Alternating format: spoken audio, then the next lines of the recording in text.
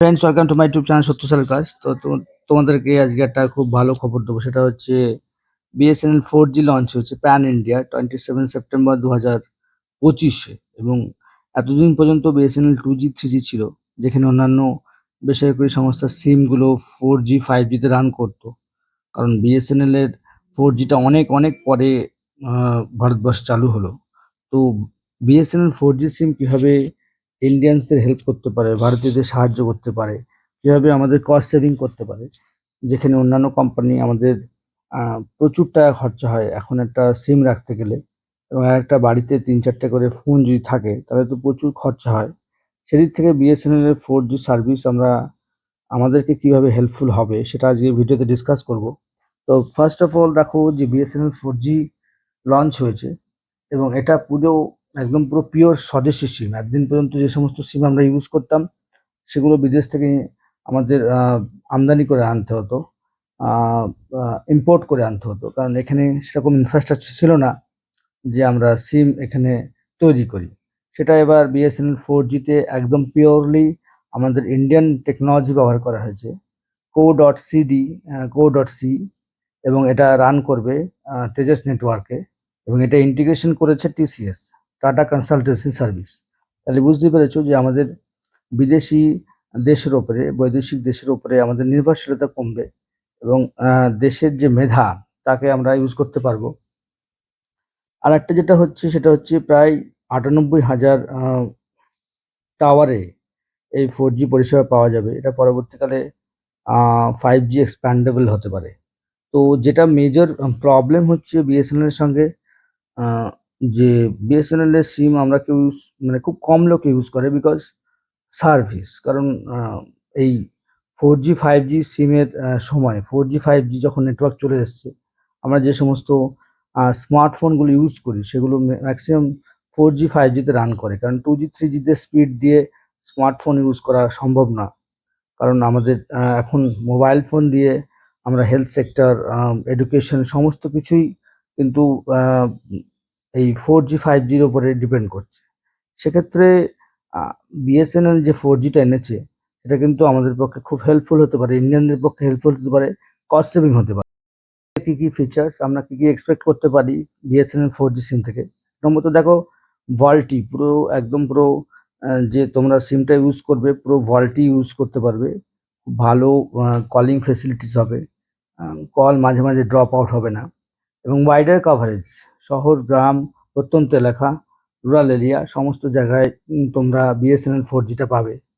এবং আর একটা কোম্পানি যেটা ক্লেম করছে যে বেটার স্পিড হবে আগের থেকে, lower latency, improve mobile broadband, video streaming and data performance, এগুলোই আমাদের চাই। আমাদের ডাটা পারফরমেন্স চাই, তারপরে ভিডিও কোয়ালিটি ভালো হওয়া দরকার, এবং ইমপ্রুভ নেটওয়ার্ক থাকা দরকার, অর্থাৎ কল পরিষেবা যাতে ড্রপ আউট না হয়, এবং আমাদের যে ডাউনলোড স্পিড, আপলোড স্পিড, এগুলো যদি ঠিকঠাক থাকে, আমরা যদি নেট ব্যবহার করতে পারি ভালোভাবে, তাহলে আমরা কেন বিএসএনএলটাকে ইউজ করব না?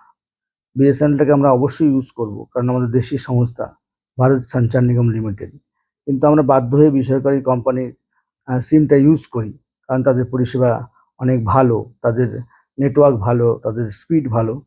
সেক্ষেত্রে বিএসএনএল 2G 3Gতে ক্ষেত্রে পিছিয়ে রয়েছে।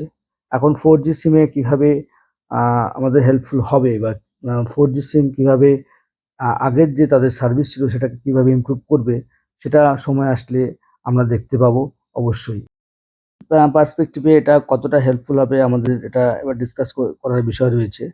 সেক্ষেত্রে দেখো, আমরা যেটা সেলফ মেড স্বদেশি ইকুইপমেন্টস, অর্থাৎ এই সিমটা তৈরি করা হয়েছে পিওরলি স্বদেশি, ইন্ডিজেনাসলি তৈরি করা হয়েছে।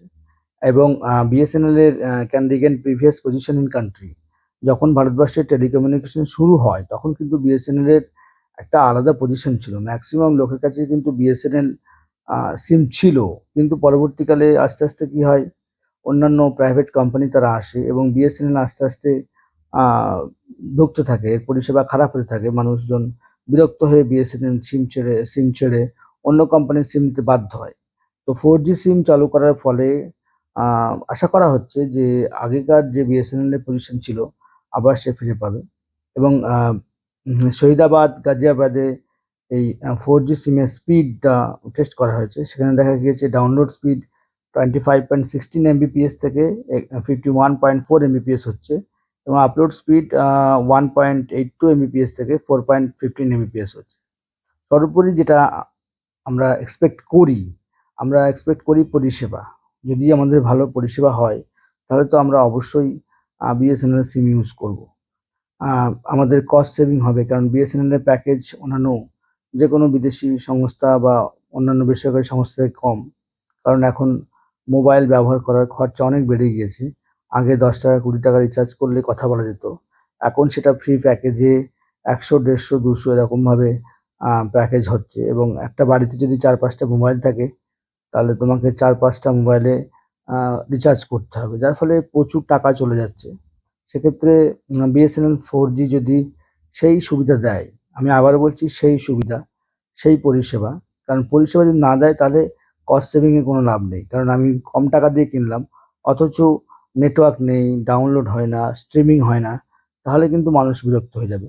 যদি বিএসএনএল তার পরিষেবা ভালো দেয়, নেটওয়ার্ক ভালো থাকে, ভালো নেট পাওয়া যায়, ভালো ডাউনলোড হয়, ভালো আপলোড হয়, সোশ্যাল মিডিয়া থেকে আরম্ভ করে ইউটিউব থেকে আরম্ভ করে সমস্ত কিছু ভালোভাবে রান হয়, তাহলে অবশ্যই মানুষ বিএসএনএল ইউজ করবে। কেন করবে না? দেশীয় সংস্থা অল্প টাকার মধ্যে পাবে। তো আল্টিমেট কিন্তু আমি এটা বলতে পারি যে পরিষেবাটাকে উন্নত করতে হবে। যতক্ষণ না পর্যন্ত পরিষেবা উন্নত করবে বিএসএনএল কিন্তু পিছিয়ে থাকবে।